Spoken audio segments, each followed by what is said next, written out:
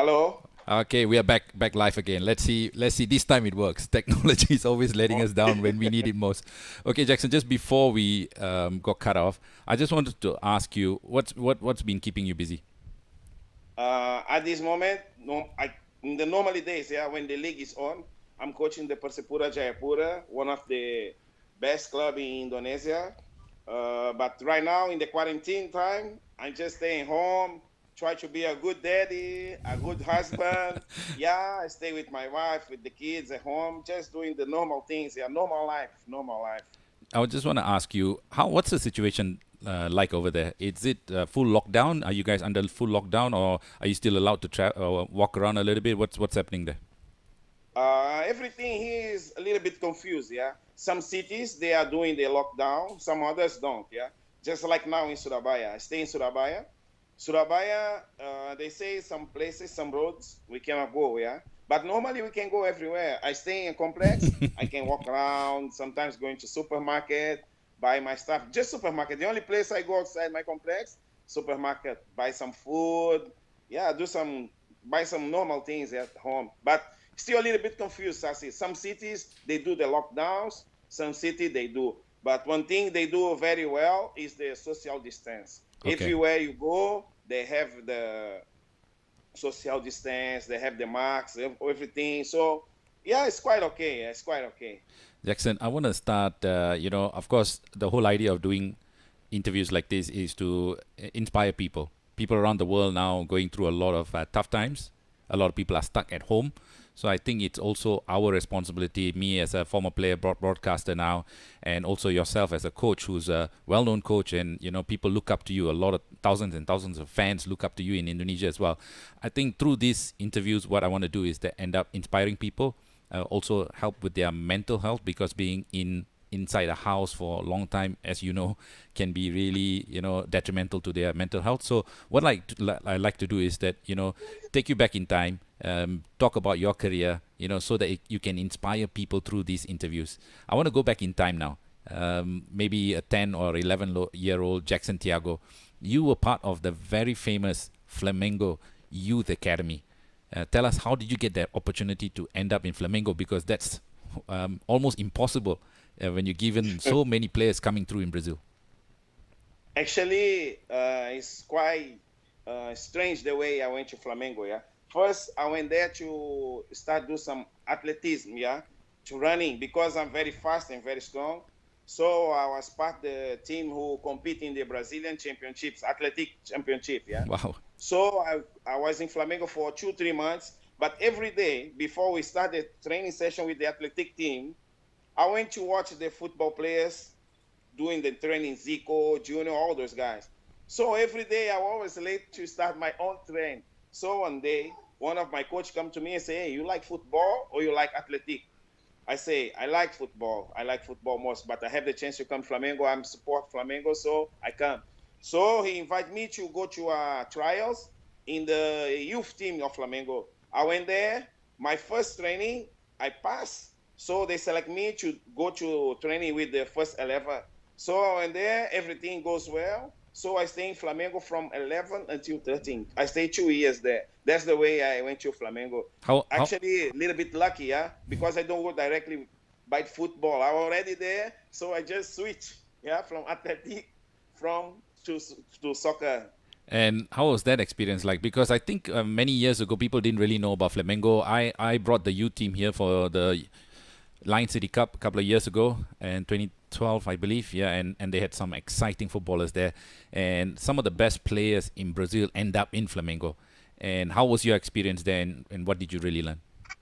The time was very different, yes, I see, because football is not like nowadays. Yeah, the time you need to be very skillful, very intelligent. Then you need something extra to be there. Yeah, because the competition between the players is very high. Yeah, then the time I was provide good skill. I have power, good vision. So they see something different in me. Yeah. Then the more important thing in those time in Brazil, they have the training session was different.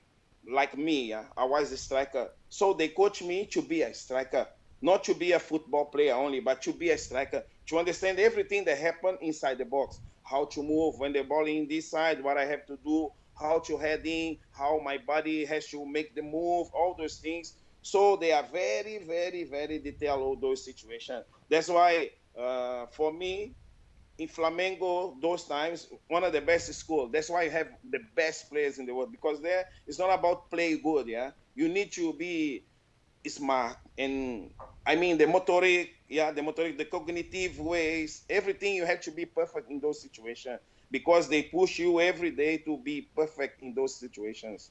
In 1992, you went to city rivals Botafogo. And we know the rivalry in Rio. When you go from Flamengo to Fluminense or from Botafogo, people go crazy. How did the opportunity for you to go to Botafogo come about? In 1991, I was playing Madureira. Madureira was on one club. It's a lower club in Brazil. Few years they play in the first division. In 1991, we are playing the second division. Then we qualified for the first division. So I have one coach. He's a very good coach. He liked me a lot. Then he say, "Hey, you have potential. I will introduce you to an agent." Actually, who brings me to the club to Botafogo was an agent. Yeah, he bring me there. Uh, I stay. I didn't play. I just played one match as a, yeah, 5 minutes. I think 5 minutes because the team was very good. The time very strong. Then I come from a very lower club. It's a process, yeah, to become the player that I become a few years later, yeah. But I don't have any chance to play. But I live with players like Marcio Santos, Renato Gaucho, Valdeir, amazing players. In those years, Botafogo played the final of Brazilian Championship against Flamengo. Yeah, Botafogo reached the final, and I learned a lot. Sasi, how to be patient, how to wait for my time, and how to improve my skills, and how to become a professional player. Because sometimes it's not about to be good player only, because you have a lot of situations inside soccer. You know better than me. Yeah? It's not about the field only. Some things outside the politics, a lot of things. So it's not easy for me. It's not easy, but I stay there the whole time doing my training session, try to be professional. Then when we come to play the final, I tell you, my heart is 50-50. Professional side, Botafogo, but the support side, Flamengo. Flamengo become the champion in 1992, Brazilian Championship. I was happy. I'm happy because I didn't play much at Botafogo, but I'm happy because Flamengo win the championship. I just want to say that I want to pick out that you are wearing a Flamengo shirt. There you go. And I also will never forget the day when I was in Brazil with you in 1999. Remember Christmas when we went to meet your mother, and of course, your family was so kind to buy me a Flamengo shirt. I still have it somewhere here.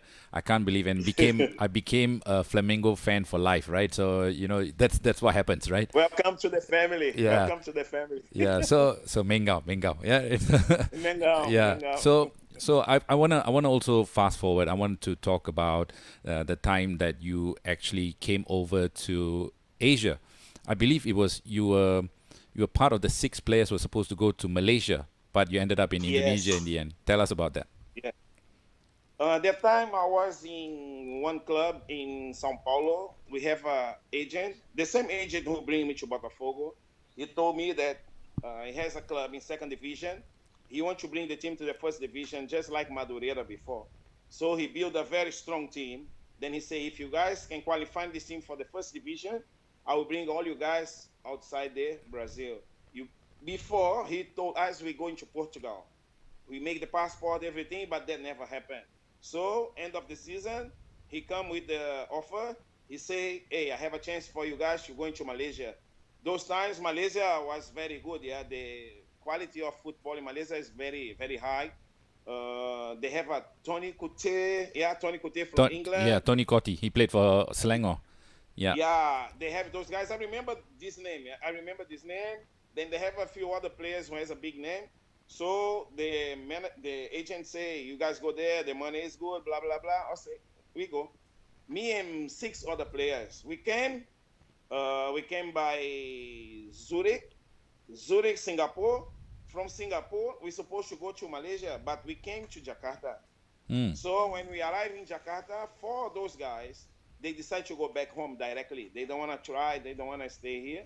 But me and some others, because the day was 24 December, it's Christmas already. Yeah. I say, hey, I have a ticket to go back to Brazil anytime I want. I'm already here. Travel very far from Brazil. So I will try. I will try. If it's not good, I just go back home. Then I try. 26 years, I still here. I want to pick up that That's point. I think it's a very important point, right? In everybody's life, one decision changes the life forever, right? I think exactly. was that your the moment to decide to jump on a plane and go back to Brazil, or stay in Indonesia and, like you say, fast forward 26 years, you made a real name for yourself in that country. Do you think that was a pivotal moment in your life? I think yes. I think yes. And what was the, 100%. what like you said, I'm already here. How easy was it for you to say it's enough? I want to get back on the plane and go. It's not easy, Sasi. It's not easy, but the key for me to make that decision is 24 December. You are in Brazil with my family. You know how we celebrate Christmas, yeah? That's You mad. know I how I know. went with my family. So that moment, I already lost. That moment, I already lost. If I go back, maybe I cannot change my ticket to get there to celebrate the new year. Yeah. So I thought I lost these 2 dates already. So what else I can lose? Nothing more. So I had nothing more to lose. So I say I stay. Then I call my mom. My mom say you stay. You already there. It's more far for you to come to Brazil than stay in Indonesia. So I make up my decision. I stay. Then since that's the best decision I made in my life. First stop was Petrokimia, right? First club is Petrokimia Putra. And when you got in there, you're now playing in a very good level in Brazil. You obviously had your formation in Flamengo, then to Botafogo. Now you come to Indonesia, unknown territory. You go to Petrokimia. What was your first impression of the club and football there? You know, Sasi, football is my passion. I remember one day we are in my house. You come to me and say, Jackson, you see those boys playing down there? They look just like Neymar, Robinho. You remember that? Yeah, You see the kids playing downstairs? yeah. I still remember you tell me that. I say, Sasi, in Brazil, so many Robinhos, Neymar. I was just like those kids, yeah? So when I come to the field, that's my habitat. So for me, it's nothing difficult to be there. I just come. For me, the difficult is just the language and the food. But you know where I come from. For me, that's not a challenge. So I come, I see the people. They treat me very well. I'm very lucky because Petrokemia was it's not a professional club, but was a company. So they have a good relation with foreign people. It's a big company in Indonesia. So foreign people, for them is not nothing new. So the way they treat me, just like they treat me in Brazil. So they give me a good house, they give me car, they treat me very well. They give me a teacher to teach me how to speak Indonesia, how to get a better English. So I feel very comfortable. I feel very comfortable. I feel very comfortable. I just miss my family, mother, but that's part of life. If you wanna reach something, you have to sacrifice a little bit. Your real success came when you moved to Persibaya Surabaya. That was Yes. a breakout year for you, and that's the time that you really put your name on the map there. Tell us what happened in Persibaya and how did you get there? Actually, it's not the success, but Persebaya was the perfect year. When I played in Petrokemia the first year, we reached the final. I scored one goal, but the situation in Indonesia. Yeah, second year I reached the final also with PSM Makassar. But when I come to Persebaya, everything was perfect because Persebaya was a very, very strong side. Persebaya in Indonesia, those years, was just like Flamengo in Brazil. Wow. The biggest base fans, the fans crazy, the atmosphere is amazing, just like Flamengo, Sasi. Exactly just like Flamengo. So when we come to the field, everything happens. I have a good friends beside me, like Bejo, Aji Santos, all of them national players. I remember All of Aji them. Santoso. I They played play against against him. you. Yeah. Exactly. You play against all of them. So they make things more easy for me. Then I know how to do the job in front of the goal. So their time is not my success, but the perfect year. I always say it's the perfect year because before already has the success, but it's not perfect. When I reach the final, I always miss. But in the third year in Persebaya, everything becomes success. That's why I'm still in Surabaya until today. I know you're based in. That's the one thing I asked you because you've been all around Indonesia, everywhere, right? And home is Surabaya for you, isn't it?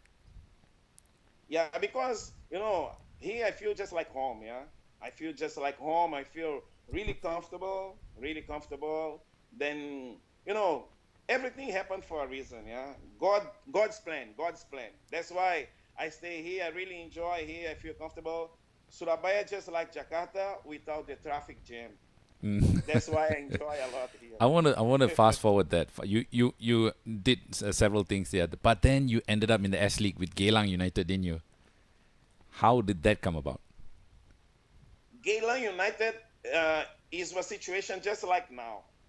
Those time the Southeast Asia countries has an economic problem, Hmm. so the league here stopped just like now. They stopped. So I get an offer to go to China. I went to China to Matsunishi, Guangzhou Matsunishi. Now the team is Guangzhou Evergrande. That's Okay. the team I played before. They had a lot of money, but not like now. Not like now. I stayed there for 4 months. 4 months. When I went to Brazil in 1999, I get the offer to go to Singapore. Hmm. I get the offer to go to Singapore. I didn't remember the process. Yeah, I think some agent get in touch with me, then say, you want to come to Singapore to play for one club? I say okay, because those times the competition here is very very poor, very poor. Then they don't have good money. Then I get the offer to go to Geylang. I get there, very nice. I have a coach, Alan Vest, Yeah. very good coach, make us feel comfortable. I didn't play the way I play in Indonesia. I have to agree, yeah.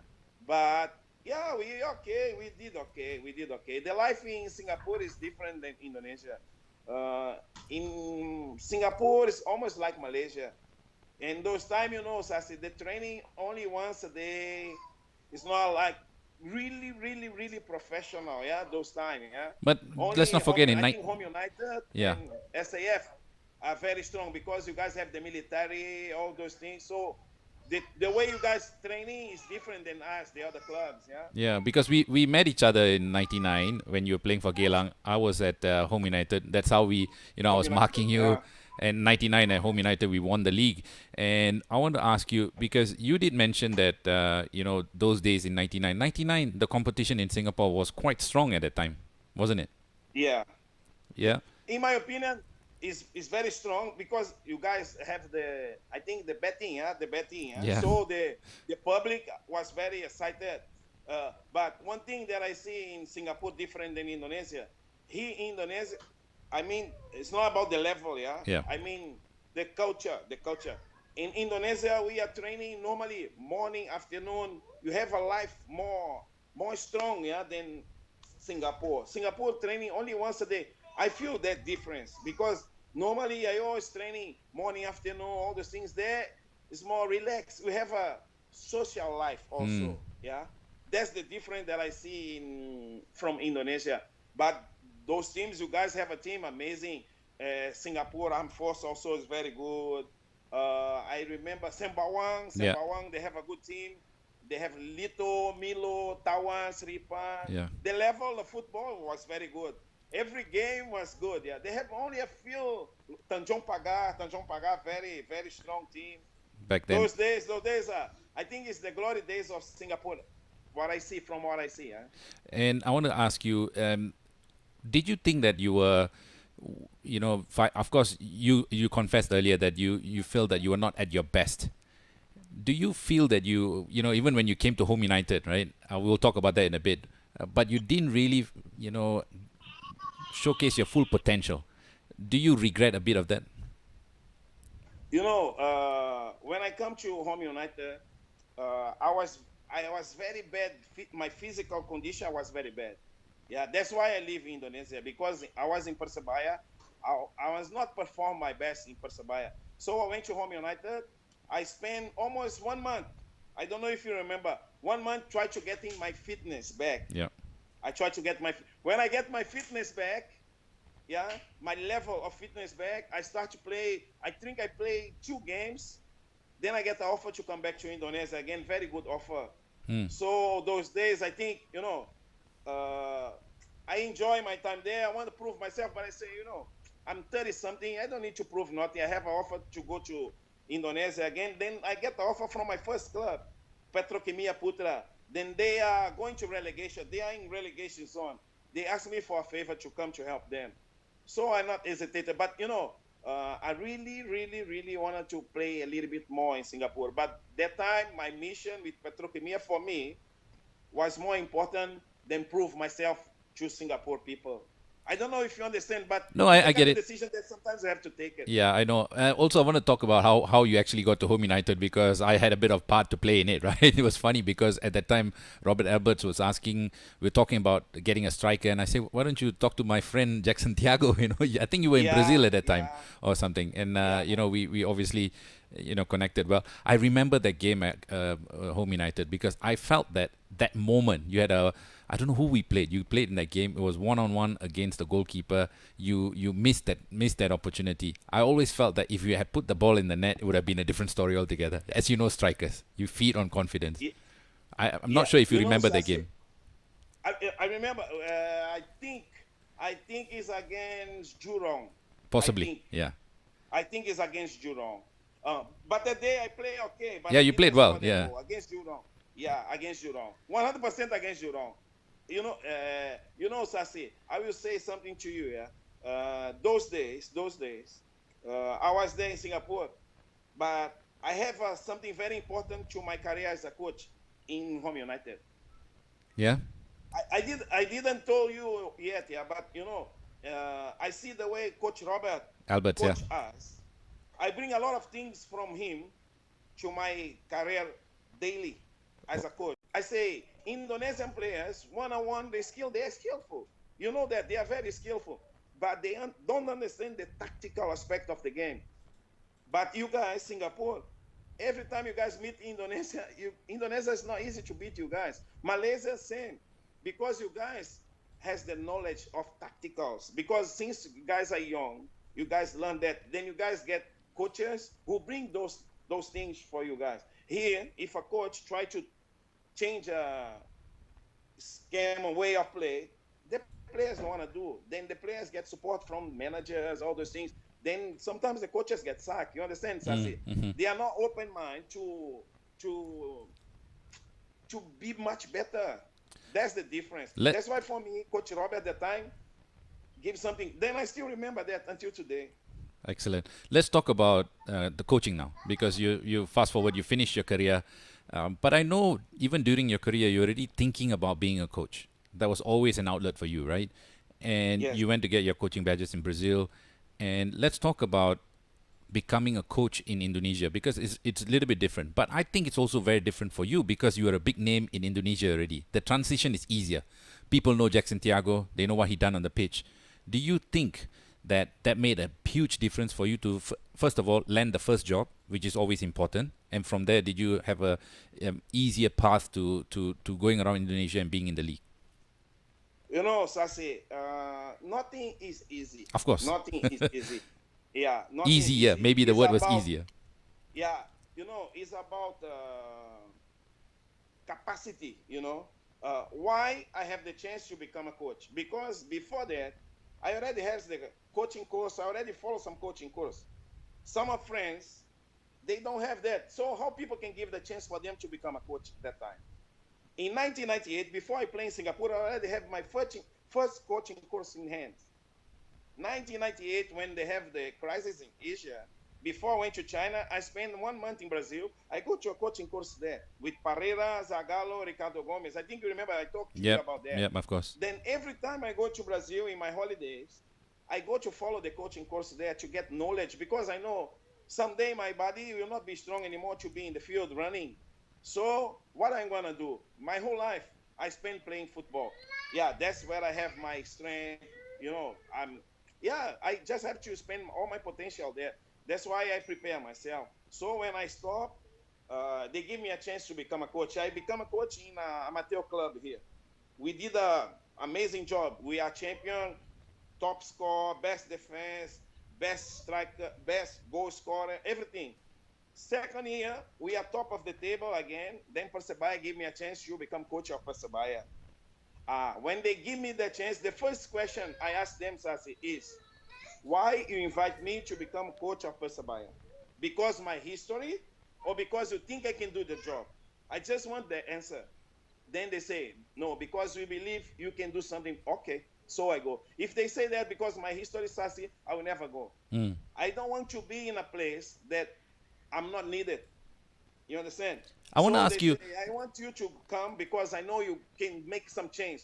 what Because they know how I think about soccer. So I go, then things work amazing, why amazing. why why is it important for you to make sure that you're wanted in a place? Because let's pull it back to the current situation. There are a lot of people in the world now suffering. They've been laid off and stuff like that, and people will grab to anything, right? But at that time, I suppose you're in a maybe better situation. But why was it so important for you to make sure that you belonged in that place before you even took the job? Because I love what I do, Sasi. Everybody work because of money, of course, 100%. But beside that, I love what I do. Then I work with my heart. If my heart is not there, 100% I cannot perform. 100% I cannot perform. If my heart is not there, I will never go because I know I cannot go only for the money. I will not enjoy what I'm doing. Then I will not be the Jacksen that people know. It's that simple. That simple. Let me ask you next. How hard was it easier being a player or a coach? Player, much easier. Because you only take care of yourself. Sasi, if I want to score a goal, I just need to training better, score the goal. It's what I want to do. But being a coach, you do have a week. You training amazing. But when I go to the game, when the referee blow the whistle, you have no control. No power. If the players want to do this, they do. If they want to do, finish. You understand? It's difficult. It's difficult. Let's talk about your time, because I was really glad for you because you were a caretaker coach for the Indonesia national team. I know you're a great guy. You live for the game. You give everything. You don't hold anything back. And when I saw you being named the national team coach, and I knew it was only a matter of time because you spent so long in Indonesia. It's only a matter of time when it's when you get there. You got there. You actually did quite well in the qualifiers, right? I believe it was the World Cup qualifiers. It was. Yes. And Asian Cup. Asian Cup. And qualifier. yeah. And how hard was it for you, knowing all the things that's happening in Indonesia? All the politics that goes behind the scene. How hard was it for you to go there and stamp your authority? Like I said to you, I was very lucky that time because that time I was not national coach only. I was Persipura Jayapura head coach. Those time was the time when the league, they have two leagues. That's the right, yeah. Breakaway League. You remember Yep, that? yep. This group has one coach. This group has another coach. They try to make a deal. They never met each other. The only guy who can be the coach without any problem from this side, from that side, was me. So they say, okay, Jacksen. I say, okay, but one thing. I just want to be the national coach if I can walk my way, on my way, just like I do in Persipura. I want freedom to choose whoever I think is the best player to follow my ideas. I don't want the best player. I just want the players who can follow my ideas, respect me as a coach, give 100%. If I make mistake, it's okay, but I want freedom. That's the point, Sasi. Become just like the last question. Why you have to be in a place that you are wanted? Yeah. You understand? I asked that question also. Then before I make the decision, we have a very important meeting in Surabaya with the president of federation, the secretary of federation, the president of Persipura, manager of Persipura, and myself. I say, I just want to go. If we meet each other, we talk. Both sides, Persipura and national team. Because I want freedom. I don't want to be there with all those problems that you say before. So we have a meeting. I explain the way I work. I say, I only can be Jacksen if I work this way. I will listen to people. Sasi, people think that Jacksen don't like to listen to what. Sasi, if I stay 6 years in a place, 3 years, 4 years, it's because I can work together with anybody. But don't try to impose what you want. But let's talk. Let's talk. make the best decision for everybody. It's very simple. You understand? Yep. It's different when you come, you say, you have to do this. When you come, you say, what do you think about we doing this? It's different. So I went there, I do my job, I stay 5 games. I think we did amazing. You did well. You did Not well, about I think. the result Yeah. only, not about the result, but we changed the face of the national team. We bring some new faces to the national team. That's important For thing. me, That's important thing you say, because you had a problem with a lot of the players who were already there. They control the dynamics of the national team, and you wanted to come and break that, did you? actually, I don't have problem with them. We are friends, but I have it's about my philosophy, methodology, Sasi. You understand? I think some of the players fit much better in my ideas. It's the same. Nothing wrong with people, not against. No. Every coach, has players that you like, some players you don't like to work together. Then I think the way I see football, I need some new faces. Just that, but nothing against nobody. Nothing against nobody. People can think different, but it's not like that. It's just about I want to work with people that I know that can give to me what I expect from them. So I think the players that I bring, for me, the one is amazing. Because some players who still can play right now is the players that we bring for national team those times. Because That's why for me the most important thing is the new face that we bring for the national team. People don't see that. People just see the result. But for me as a coach, I did an amazing job. Andritani, I'm the one who bring Andritani for the national team. Andritani at that time, he was banned from football from Persija. Wow. I bring him. I bring Andritani, Taufik, a lot of players. Ahmad Prianto,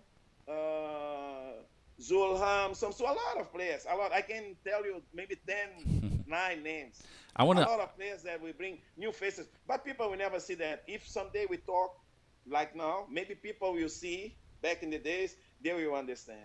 I want to ask you, how complex is the Indonesian football scene? Too complex. Don't ask me how complex, but it's too complex, Sasi. Because from my business point of view, I've been working there for many, many years, trying to get into the system as well. But I can tell you one thing: 260 million people, the number one sport is football. Like we know that when Persija in Jakarta plays against Persib Bandung in Indonesia, in Bandung, people die. That's how much football means to them. I want to ask you, because there's so much complexity around football, you seem to have done a great job in navigating that. But how do you stay impartial? Because in Indonesia, you got to take one side, right? Either you got to be, following one group or the other. And a lot of the times, the groups change hand, power change hand. How did you manage to keep focus, and how did you manage to be very impartial, not taking sides? Sasi, it's very difficult. I'm telling you, I will be very honest with you. In any other country, people like me with my reputation, with what I achieve in football, will be in the national team for a very long time. But maybe because I'm not part of system, that's why I'm not there. It's very complicated. You know better than me. Sometimes I'm very sad. I'm not Indonesian. I'm very sad. You know why? Because when I go to Brazil, where do you coach? I coach in Indonesia. People don't respect. Then they don't respect football in Indonesia. They don't respect myself also. You understand? Yeah, of course. Then that one make me sad because I'm part of football in Indonesia. Then I'm telling you, Indonesia football is bigger than Brazil. Bigger than Brazil. That's a big statement. Yeah, the passion of the people here is bigger than Brazil, Sasi. Then they have a lot of company, they have a lot of money, but they cannot make football much better. They're supposed to think about those things. Maybe Singapore is difficult because you guys sometimes don't have the fans. So big companies don't want to put the money there because no sources to get money back. But in Indonesia is different. You can see the stadium. If they want to put 100,000 people in the stadium, they can do that. Very simple. Easy, yeah. Easy. In the league, Sasi, every game is 30,000 people. But why some big companies don't want to put money here? They're supposed to think about that. It's not about defense. It's not about the quality of soccer, because if the quality is not good, defense will not be there. You understand? The quality can be good, but the problem is somewhere. I don't know where, but the problem is somewhere. You know where the problem is, but you just don't want to We say. all know. We all know. We all know, Sasi. We all know. I think they're supposed to think about that, because everywhere in the world, FIFA, everywhere, they just go to places where the money is. The money is here. The money is here because the fans is here. But Sasi, you cannot sell one T-shirt, official T-shirt of a club. You can't. Yeah. You know why? Because they make fake. They sell more cheaper, and people buy, and nothing happen. In any other country, serious country, those things doesn't happen because the club need money. They need protection for government, all those things. It's small things, but we cannot talk all the time those things, because sooner or later they will cut us. Yeah. But the problem is very simple. It's very simple. It's very obvious for people to see. But let's talk about what you are doing in a small way to change the culture within your club. Now you are in Persipura Jayapura, back there again. That seems to be like your home. Yeah. Why is that? And for people watching, they don't have the concept of Persipura Jayapura, because it's about what, 8-hour flight from Jakarta to Persipura. Can you explain where is Persipura so that people get some sort of orientation? Persipura, you're almost near to Australia. It's very near to Australia. Okay. Very near to Australia, Papua New Guinea. Okay. Very far from the big cities in Indonesia. But I'm telling you, Sasi, there we see some simple people with not much resource, like shopping, this and that. But they are just like me in Brazil in my young days. They love to practice sport. They like to play basketball, they like to run, they like to play soccer, they like to swimming, to fishing. So soccer, football for them is just like everything, everything. Then the players there are different than Indonesia. You remember when we play against Santos? Yeah. You see all black guys, they don't look like Indonesians. Yeah. They don't look like Indonesians. Even the Brazilian coach after the match, he come to me and say, hey, look like you guys are Brazils. Then we are not Brazilians. Yeah, in Papua, they are just like that. It's a very fast city, but I enjoy, like I said to you in the beginning, because there they play with their heart. Then when I found place like that, for me it's very simple to work, because that's my nature. That's my nature. That's what I am. That's what I am. That's why I really enjoy that. I really enjoy my time there. Then I have no problem with traveling, blah, blah, blah, because I have happiness in my heart when I work there with them. I want to talk about why. I mean, it's probably 26 years that you've been in Indonesia now. Yeah, 26. And you had 2 years in Penang. You're coaching in the Malaysian Malaysia, league in Malaysia. 2 years in Penang. What was that experience like for you? Did you open up your eyes a little bit, because you've been so much in the Indonesian football? Then you spent 2 years in Penang, which is a nice little island, and nice food, of course, nice people. Was that a good change for you? Very good change. Sasi, I'm very ambitious about my profession. Yeah, I'm very ambitious. If you ask me, I plan to stay in Indonesia 26 years. No. If you ask me if I want to stay in Indonesia the whole life, I tell you no. I want to go to a different place, better quality of soccer, to test myself. Yeah, test myself in the high level. But you have to understand one thing: the skin matters. I want to talk to you about You that, because I want to talk to you about that, because that is very, very, I would say, something that's not talked in football a lot. And because I'm not part of any broadcaster, this is my own show. We can be completely honest, but of course respectful for sensitivity and stuff like that. But Yes. We spoke about this many times. Yes. You feel that because of who you are, your ethnicity, that you don't get the same opportunities as many. Sasi, I don't need to answer that question. I will just give you one reflection for you. Uh, you know, Haikat? Yeah, Frank Rijkaard, yep. Okay. You know Jean Tigana? Jean Tigana, the French, yep. You know Ruud Gullit? Ruud Gullit, yes. Dutch. Where they are now? They don't have a job. Then I will tell you. You remember the Fulham? Yep, Fulham. Who make Fulham bring big? Jacksen Tiago. Ghana, that's right. Yep. Who make Barcelona big? Frank Rijkaard. Who make Chelsea big? Ruud Gullit. Where they are now? You just tell me, just one coach with the same ethnicity. Just one in the big scene. How many guys you have in Singapore like that? Yeah, okay. You understand my point? Yeah. You understand my point? It's something that we don't want to talk all the time, but it's true, man. But it's important to address, isn't it? Yeah, it's true. And why do you think that is? And why do you think that is? Why do you think that people are, I mean, we live in this age where it's not so much about who you are anymore, because people, you know, it shouldn't be that case. Why do you think still in football that is such a big issue? Because history. Because history. Tell us more. Explain to me. It's not about, I just give you 3 examples. It's not about capacity. It's about history. You know, it's more difficult to break the ice. It's more difficult to break the ice. And why not Jacksen Tiago? Because here, why not Jacksen Tiago to break the ceiling? Who I am, man. Who I am. You're a big name in Indonesia.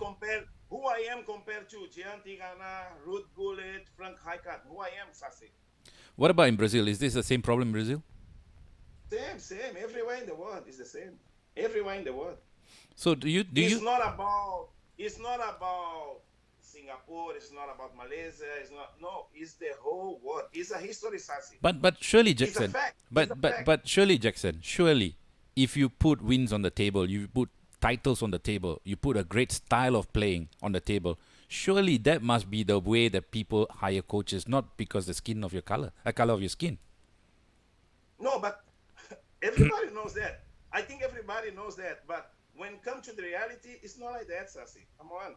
Have you been subjected to reality, it's not like that. Have you been subjected to any of this before? Of course. Would you be open to share? You know, Sasi, I'm not a martyr or something like that. I'm just a football coach. I just want to do my job, you know, because some people more stronger than me, they try to break the ice. They never did. Why I will do that? You understand? Yeah, of course.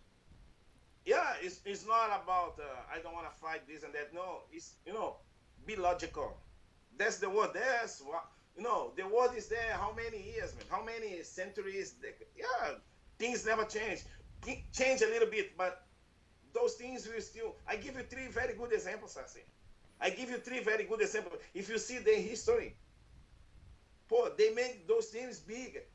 Everybody talk about Pep Guardiola, but nobody talk about Frank Rijkaard. He's the one who built. He's the one who built those things. Barcelona. Yeah. It's not Pep Guardiola. You know that it's not Pep Guardiola. Yeah, Pep is a buying manager. Many say that you give him a transfer fee and you do a great job for you. No, for me, Pepe is amazing. He is inspiration for me also. I don't say those things because he is one of the guys that maybe 20, 30 years later we're gonna still talk about him because he's amazing. He's amazing. Maybe like Rinus Mitchell, we're gonna talk about Pep Guardiola a few years back, but he's not the one who built that. Messi, the first game, Messi with Frank Rijkaard. That's true. With Ronaldinho. Yeah, you know, all those guys, Xavi, Iniesta, all those guys, Frank Rijkaard is the one who built that. But, yeah, of course, Guardiola has an amazing job. I don't say that, yeah? But if you see Chelsea, Ruud Gullit also. Ruud Gullit, after that, he bring Vialli, blah, blah, blah. Yeah. But Ruud Gullit is the one, the first title, Chelsea Cup, yeah? The cup is Ruud Gullit. Ruud Gullit, yeah. Ruud Gullit, player and coach. Let's move forward. I think you know, just hope and pray that you know, it gets better. It's there, we address it, but good that you actually spoke about it. Let's talk about something a bit more positive. Let's move on. Let's talk about your family. You got 2 boys now. Of course, you got 2 older kids that we met many years ago. I've met many years ago in Brazil, and now you got 2 boys, and one of them looks like a real superstar in the making. He can play both basketball and football. Tell me about that. Yeah, Hugo is amazing, amazing. He has the skill for a lot of sports. I see. He since he's a young, he did capoeira, Muay Thai, Taekwondo, basketball, ping pong, badminton, soccer, swimming, everything. He can do everything. Then he do well. He do well. In my opinion, if you ask me, I see he has very good skill with basketball. In my opinion, he is much better basketball than soccer. Wow. Okay. But soccer, he has very good skill. You already saw the videos. Yeah, I He saw the has videos. amazing skill. He has amazing skill. But now, since that he enjoy a little bit more basketball, so I just give as a father, I just give support to him. Whatever he wants to do, I give support to him. I want to ask you because this is important. I've got two boys who play competitive football. This is something that I every day I struggle with, but I'm sure a lot of people watching our show here, also parents, have young kids, and as ex-professionals ourselves, it's hard to get involved in the. You don't want to get involved at the same time. You don't want. You still need to be a father. Maybe what's your advice and how do you approach it when you got a young son who's talented? Do you just let him be, or do you guide and mold, or are you hard on him, or how? What's your style? I try to always orient him. I say, one thing that I always say to him every single day: talent is not enough. You need to work hard. Sasi, I reach all the things that I have now because not because my talent only. I have some friends more talent than me, but they don't have the passion, they don't have the desire, they don't have the ambition. You know, me. When I was in Home United, if I didn't perform my best, every day I work myself very hard to get my fitness back. Coach Robert, every single day he do the Cooper test. You remember? Yes. Cooper test, we do Cooper test. Yeah. Sasi, I tell people, hey, when I was in Singapore, Coach Robert, he put myself to do the Cooper test 5 days of week. Yeah. I You remember remember that? Yes. Cooper test, the Yeah. Cooper test. Yeah, every single day. Any other player with my CV in those days, you not do that, Sasi. Yeah, of course. They will not do that. Then I do with passion. I do with passion because I want to achieve something. That's the thing that I try to teach my son. You have to do that. You have to do that. You have to do that. Now I'm at home. Every afternoon, Sasi, 4 o'clock, let's go out. Let's go jogging. We do some jogging. After that, I coach him But I know I will not push. Not push him too much. I not push him too much because when you are a father, when you do that with your son, sometimes you lose control. Then you are too straight. Yep. You understand? Father, we are more strong. Yeah, I'm more straight when I was the coach. So I let him go, but I try to control. But I see when he don't want, okay, it's up to you. Yeah. Because someday life will teach him. Exactly. I always tell him, you have 2 ways. Sasi, you have 2 ways in life. Once, learn with the oldest experience. Another one is life hitting you hard. School or hard Depends knocks. on you which way you go. Yeah. Yeah. So I prefer learning with the oldest. You understand? It's more easy. But the young boys, you know that they want to try life. Life is very hard. Yeah. Let's talk It's very about simple. let's talk about the future. What's the future like for Jacksen Tiago? I plan to coach until 55, Sasi. 3 more years. Wow, is that all? That's my plan. That's my plan. I start very early. That's my plan. But a lot of friends told me, hey, you still good. Why you have to stop? My desire, my passion, my dream is to have academy. Okay. I want to have academy in Indonesia, but I want to be there. It's not open academy, make some money, sometimes come. No, I want to be there every day to teach the boys everything that I learned in 25 years in Indonesia. What I think is missing, I want to give to them, the youth generation, to make them become much better in few years back. You understand? That's my dream. That's my dream. Be in the field. Whatever I do with the boys now, I want to do that better. So teach them to strong mentality, more quality, more concentration, this and that. All the things that I think is missing in the Indonesian football to the international level, I want to bring to them. That's my passion. That's my desire. That's where I see in 5, maybe 3 more years, 4 more years. All right. Before I let you go, We've been talking for almost an hour now, which was just flew past. When you're having so much fun, it just moves fast. As you know, like I said, this series is to inspire people around the world. Everybody's fighting with their own demons, fighting with their own mental health. What would you like to tell people, or how would you like to inspire people? In my opinion, it's just like I said to you. Yeah, we have two ways of life. Things that for me is the kind of things who are gonna change people's life. You have two ways in life to learn things. One is listen to the advice of the father, mother, experienced people. The other one is waiting for life to hit you hard. We choose what we want. That's the thing that I want to do. That I want to leave to people. Be smart. Be smart taking decision. Then nothing wrong to listen the people who already deal with that. That's the more important thing. The other things go work hard. Other things they listen every day. But that's the message that I want to leave to people. Yeah, listen to the others. Listen to the more experienced people. So life will be much easier. I know we have a confrontation of generation. Yes, I see. Yep. Our generation is different than new generation, but nothing wrong to just listen and try to think about that. Later you make your own decision. It's okay, but listen to people. That's the more important thing. I say that because I have two young boys in Brazil, Mateus Ayub. Yeah. Then I have two here. Then I see it's very difficult to be a father. It's difficult, it's not easy because the life they have is different. It's different. They have everything on internet.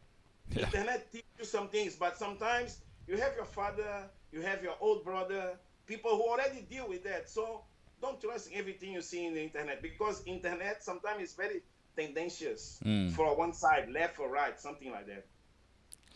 Well, Jacksen, like I said, real pleasure talking to you. I wish you all the best. I hope I can meet you really soon. Hopefully this travel ban is all gone and we can meet each other and have a coffee and talk about the good old days. Thanks so much, and thanks for the opportunity, Sasi. I miss you so much. Yeah, then, my family has a very, very good appreciation for you. No, I love, nice same here. And your late mother, she was so sweet and so nice when we were in Brazil. And of course, I'll never forget the Christmas of 1999. I was there for the millennium with you. Yeah, exactly. Flamengo, such a great, warm people. And, I've completely changed my view about Brazil then. And also, like to thank my friend Nick Tan and Nico Time Production for making all of this possible today. Jacksen, thank you so much. Take care and stay safe. Thank you, Sasi. Success for you, whatever you do there, yeah? Thank you. Stay blessed, man. Thank you very much. Bye. Thank you.